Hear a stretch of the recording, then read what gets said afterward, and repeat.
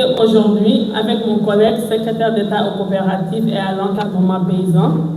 au nom de son Excellence, Monsieur le Président de la République, Bassirou Diomaye Diakhar Faye, et accompagné en cela par le Premier ministre chef du gouvernement, Monsieur Ousmane Sonko,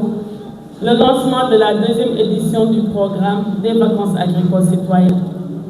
Cette démarche s'inscrit dans le cadre du changement de paradigme du programme des vacances citoyennes qui était déroulé jusqu'en 2024 et qui visait à engager la jeunesse dans l'atteinte de certains objectifs. Et l'année dernière, avec le changement de paradigme, nous avons voulu inscrire nos programmes de vacances citoyennes dans le sillage du programme de souveraineté alimentaire prôné par les plus hautes autorités de notre pays, avec à sa tête son Excellence, Monsieur le Président de la République, Bassirou Diomaye Diakhar Faye. En 2024, pour rappel, nous avions pu enregistrer des inscriptions tournant au nombre de 10 853 et nous n'avions pu mobiliser que 1015 jeunes dans 27 fermes pendant 22 jours. Et pour cette année, la deuxième édition, conformément aux instructions reçues de Monsieur le Premier ministre, qui au sortir de la réunion interministérielle sur les préparatifs de la campagne agricole, disait, je cite,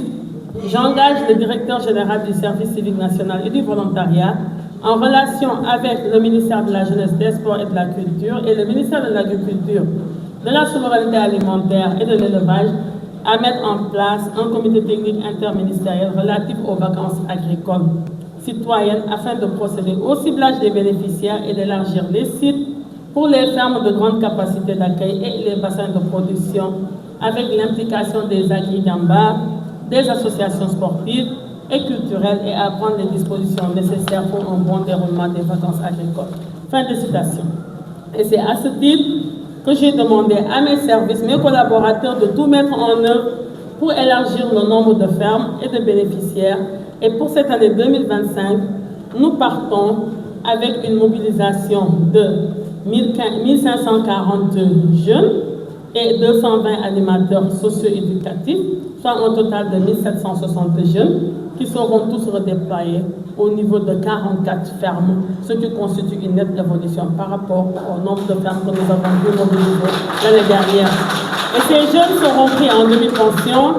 dans des fermes institutionnelles proposées par l'ANIDA, le PRODAC et l'ANPEJ, et bien entendu aussi par des fermes privées qui ont très tôt cru à l'entrepreneuriat agricole. Et dans ces fermes, les jeunes vacanciers pourront bénéficier pendant 30 jours de formation théorique et pratique sur les techniques culturelles, l'entrepreneuriat agricole et renforcer ainsi aussi leur formation civique et citoyenne avec l'appui du service civique national et de l'armée. Et ces fermes seront de véritables centres d'incubation pour ces jeunes. J'invite toutes les structures dédiées à l'État, et ils sont déjà dans cette dynamique, dans ce sillage, à savoir l'ANIDA et le PRODAC, à nous aider, à nous accompagner, à mieux structurer ce programme de vacances agricoles. Et je ne pourrais pas terminer quand même sans pour autant renouveler encore une fois notre appel à la jeunesse sénégalaise, à cette jeunesse sénégalaise qui a l'estime de soi, qui croit au Sénégal, qui croit en l'Afrique et qui croit aussi au potentiel du Sénégal et au potentiel aussi de l'Afrique et aussi aux opportunités qui existent dans notre pays mais qui existent aussi dans l'Afrique. Et je vous interpelle toujours, je vous invite toujours à ne point céder à l'appel de l'immigration irrégulière. Ce n'est pas la peine de risquer vos vies à travers les profondeurs de l'océan Atlantique ou bien à travers les chemins qui vous mèneront vers l'Europe, des voies terrestres et autres. Son Excellence, Monsieur le Président de la République et le Premier ministre travaillent chaque jour à améliorer les conditions de vie des Sénégalais, particulièrement vous, vos conditions de vie. Et moi, je pense que cet appel, je ne cesserai jamais de vous le réitérer. Et c'est sur cette note d'espoir que je déclare ouvert, je lance officiellement ici, sur cette terre du Pakao, le démarrage des vacances agricoles citoyennes pour sa deuxième édition,